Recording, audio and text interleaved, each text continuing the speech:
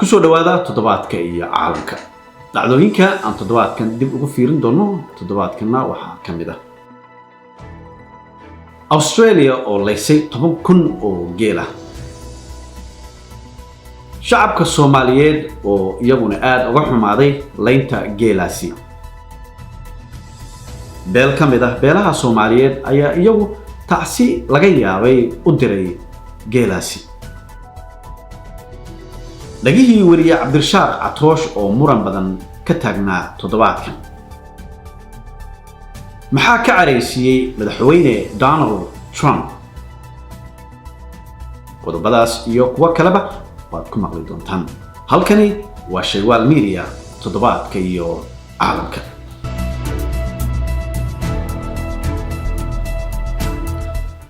aan ku bilownay toddobaadka dalka Australia ayaa toddobaadkan bilaabay qorshe ay ku leynayso 10,000 oo geel Australia ayaa waxaa ka jirta abaar aad u baahan siiba koonfurta waxayna sheegeen inuu geelu cabo biyo badan sidaa daraadeed waa in la laayaa oday Soomaali ah oo ka falceliyay ayaa yiri alla raggu kala war la'aa geelu amaba baahna ayuu yiri biyo 3 biloodba hadduu mar biyo cabo waa okay ayuu yiri geelaas ayaa la sheegay in lagu weeraray rasaas iyo helicopter wargeelu ma Vietnam buu joogaa dhanka kale Soomaali badan ayaa aad uga carootay falka lagula kacay geelaas haddaba ururka geeleyda Somaliland ayaa walaac ka muujiyay geela ay dawladda Australia ku leynayso dalkeeda iyagoo ugu baaqay dhammaan madaxda iyo bulshada Soomaaliyeed in laga wada shaqeeyo sidii geelaas loo badbaadin lahaa runtii horta waynu ka wada xunnay arrin aad iyo aad looga tiiranyoodo oo amba looga murugoodo weeyaan halka qaar kale iyagu ku doodayaan in geelani markiisii horeba Ingiriisku ka soo qaaday dhulka Soomaaliyeed qarnigii 19aad qaar ka mid ah dadkii ka falceliyay ayaa yiri waxa Australia ka socda wax loo dul qaadan karo ma aha halka mid kale yiri Australia nagamayna xishoonin haddaanu nahay ayuu yiri qoyska geeska Afrika daga ee Soomaalida la yiraahdo beel ka mid ah beelaha Soomaaliyeed oo aad loogu xanto inay geela ilma adeer yihiin ayaa iyagu tacsi laga yaabay geelaas u diray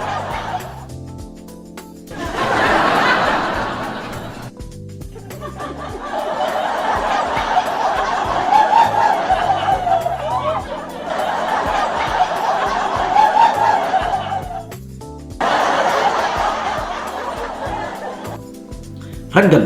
ayaa saad u jeedaan dhammaantoodba timaha xiirtay si ay xanuunka ula qaybsadaan geelaasi waad ku mahadsantihiin ayaan ugu leenahay toddobaadkan wariyaha caanka Cabdirashaaq Catoosh ayaa dhagihiisa aad loo hadalhayay baraha bulshada iyadoo aad la isugu haystay inuu dhagaleeyahay iyo in kale Catoosh ayaa isagu kadib jawaab ka bixiyay haddaba dadka ayaa iyagu markaasi sheegay inuu sawirkaasi yahay mid been ah halka kani yahay kii saxda ah wariye Catoosh ayaa runtii moodaa inuu waddo u furay dad badan oo iyagu aan dhaga lahayn fanaanka caanka ee Dayaxdal Nuurshe ayaa toddobaadkan bartiisa Facebooka ummadda Soomaaliyeed talo wanaagsan uga soo jeediyay isagoo oo yiri aabaha iyo hooyada markii ay isbarteen way faraxsanaayeen markay isguursadeen way farxeen markaad caloosha gashay way farxeen markii lagu dhalay way farxeen adigoo dhan farxad jacayl ayaad ku dhalateen xageed nacaybkan ka keenteen dadkaygo haddaba dadkii ka falceliyey mid ka mid ah ayaa yidhi aabbaha iyo hooyada ayagoo madoobay isguursadeen adoo madowna waad dhalatay markaad weynaatay xaggeed caddaanta ka keentay madaxweynaha dalka Mareykanka Donald Trump ayaa toddobaadkan isku dayay inuu dhaho ereyga tolerate will not be tolerated any longer. Yes, tolerated. Trump ayaa sanad kasta hal erey oo cusub ku soo dara qaamuuska. Dhanka kale, Trump ayaa toddobaadkan aad uga carooday in abaalmarinta loo yaqaano Nobel Peace Prize-ka la siiyey ra'iisul wasaaraha Ethiopia Abiy Ahmed. Trump ayaa yiri waxaan qorsheeyay heshiis waxaana badbaadiyay waddan waxaana hadda la soo gaarsiiyay in hogaamiyaha waddankaasi la siinayo abaalmarinta Nobel Peace Prize-ka. isagoo hadalkiisa sii wata ayuu yiri oo soo aniga ma ahayn yiri qofkii badbaadiyay waddankaas. waxa kale oo yiri waxaan badbaadiyay dagaal aad u weyn waliba laba dagaal oo aad u waaweyn. I saved a big war,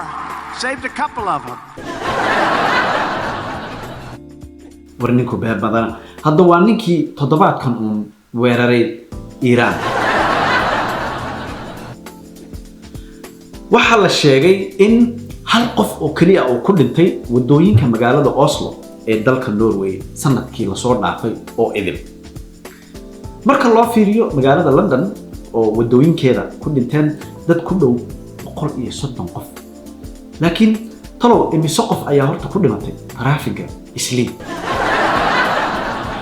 waan hubaa in intaasi ka badan ay ku dhimato sanad kasta laakiin nasiib darro ma jirto cid xisaabisan. oday Islii jooga oo mar lagu yiri adeer dhiiqada iska fiiri ayaa yiri adeer ma kor baan iska fiiriyaa mise hoos. waa runtiis ma dadku iska fiiriyaa mise dhiiqada. dhanka sportska toddobaadkan waxa ciyaar aad u xiiso badan ay dhex martay kooxda Barcelona iyo kooxda ay aadka isku nacab yihiin ee Atletico Madrid. haddaba ciyaarta oo socota ayaa qaar ka mid ah laacibiinta kooxda Barcelona oo uu ka mid yahay xidiga Lionel Messi dagaal ku qaadeen 20 jirka xulka Portugal Joao Felix. xan hoose oo soo gaartay ayaa sheegaysa in dagaalku ka bilowday kadib markii uu Joao Felix ku yiri Lionel Messi weligaa koob ma u qaaday xulkaaga qaranka ee Argentina. Messi ayaa kadib ku yiri markaan adiga kula ekaa waxaan qaaday koobka adduunka ee 20 jirada. kadib Joao Felix oo xanaaqsan ayaa ku yiri Cristiano Ronaldo ayaa ka fiican. kadibna sidaas dagaalku uu ku bilowday. daawadayaal barnaamijkeennii toddobaadka waa naga intaas inta aan hawada dib ugu kulmi doono toddobaadka dambe haddii Ilaahay yiraahdo oo aniga bahada Shaywaal Media oo idin kaga tagayna sidaas inoo nabadgelyo.